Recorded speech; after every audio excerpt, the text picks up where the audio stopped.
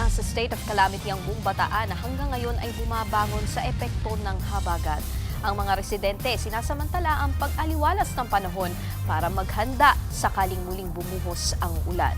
At live mula sa bayan ng Dinalupihan, may Express Report si Mon Gualvez. Mon, ano na bang paghahanda ng mga kapatid natin dyan?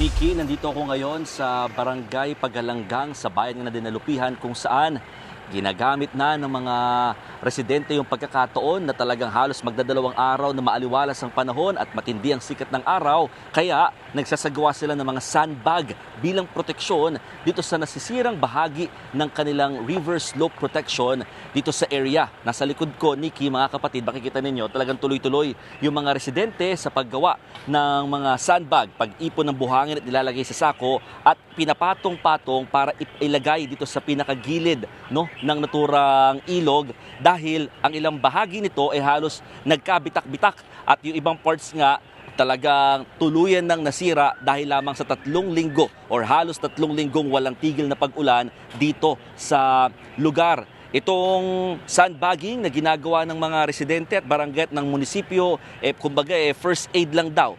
Parang paunang lunas lamang kung sakasakali para nga kung tataas ulit yung tubig dito sa ilog, hindi agad-agad aapaw at pupunta sa mga kabahayan. Nitong nakaraang linggo kasi, halos 1 metro na lamang daw ang diferensya at talagang malapit na talagang umapaw ang tubig mula sa ilog. Ang sabi ng barangay ng munisipyo, inirequest na daw nila ito sa DPWH. Ang problema, nadamay ito sa pagkakasuspend noong nakaraang taon dahil nang umusbong yung anomalya sa flood control scandal kaya walang nagawa o hindi pa nagagawa yung plano sanang rehabilitation dito sa river slope protection. Kaya umaasa sila na this year or next year rather, talagang maidagdag na itong proyektong ito sa mga magagawa ng DPWH at hindi na talaga sila kakaba-kaba dahil next week may forecast na baka mas maging maulan na naman at tatama na naman dito sa Bataan. Ang kanilang pinaka-concern, saturated na daw ang mga lupa, malambot na halos, kaya ang ibang area dito sa Dinalupihan, ang pinangangambahan din nila, hindi lamang baha, kundi pati na rin ang landslide.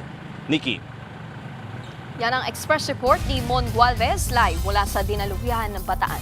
Mga kapatid, Nikki de Guzman po. Para sa pasada ng mga rumaratsyadang balita, mag-follow at mag-subscribe na sa social media pages ng News 5.